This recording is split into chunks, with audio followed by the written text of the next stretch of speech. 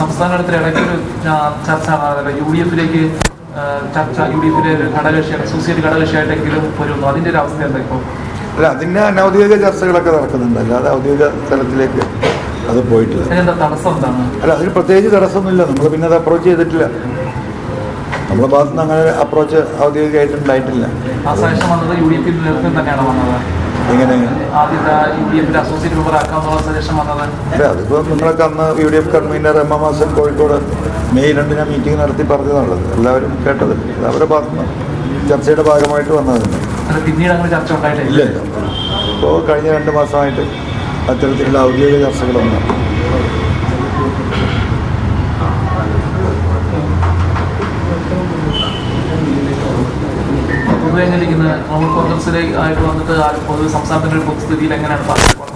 നല്ല രീതിയിലുള്ള ആളുകളുടെ ഒരു അപ്രോച്ച് തന്നെ. നിങ്ങൾ ഉയർത്തി വരുന്ന രാഷ്ട്രീയം നിങ്ങൾക്കറിയാം. ഇടതുപക്ഷത്തോടൊപ്പം 8.5 വർഷത്തോളം ഒരുമിച്ച് നിന്ന ഒരു MLA പൊതുപ്രവർത്തകൻ ഞാൻ.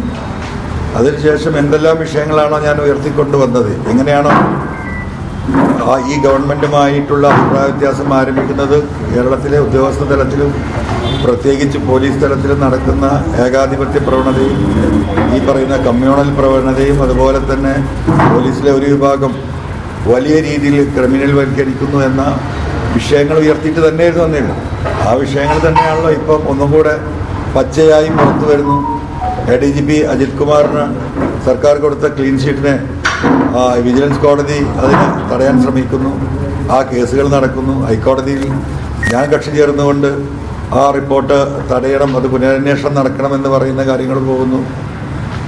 അങ്ങനെ നിരവധിയായ വിഷയങ്ങൾ. ഇപ്പോൾ ഈ പോലീസ് കസ്റ്റഡി മരണങ്ങൾ, കസ്റ്റഡി അക്രമങ്ങൾ, കസ്റ്റഡിയിൽ നടന്നിട്ടുള്ള പോലീസ് നരനായാട്ടുകൾ, പരാതിക്കാരനെ ആക്രമിച്ചത്, ഇതിൻ്റെയൊക്കെ വീഡിയോസ് വന്നുകൊണ്ടേയിരിക്കുന്നു. അപ്പോൾ ആ പറഞ്ഞ കാര്യങ്ങളൊക്കെ അതേപടി പോകുന്നു. CPM-ന്റെ രാഷ്ട്രീയമായ വ്യതിചലനം, അവരുടെ മൂല്യശോഷണം, വർഗീയ ഫാസിസ്റ്റുകളുമായി അവർ സഹകരിക്കുന്നു എന്ന് അന്നത്തെ എൻ്റെ വാദം, അതൊക്കെ ഓരോ ദിവസവും ഇപ്പം തെളിഞ്ഞുകൊണ്ടിരിക്കല്ലേ.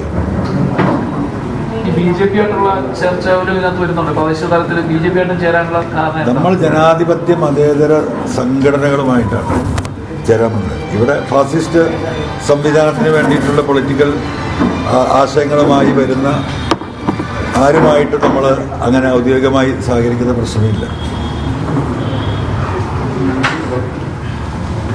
ഈ അയ്യപ്പ സംഗമം വലിയ വിവാദമായിട്ട് മാറിയിരിക്കുകയാണല്ലോ. ഒരുപക്ഷെ എതിർക്കുന്നു, ഒരുപക്ഷം അനുകൂലിക്കുന്നു, അങ്ങനെയൊക്കെയുള്ള ഇതാണ്. ഇപ്പോൾ NSS ഇന്ന് SNDP ഒക്കെ സർക്കാരിനെ പിന്തുണച്ചുകൊണ്ട് രംഗത്ത് വന്നിട്ടുണ്ട്. അതിനെക്കുറിച്ച് എന്താണ് പറയാനുള്ളത്?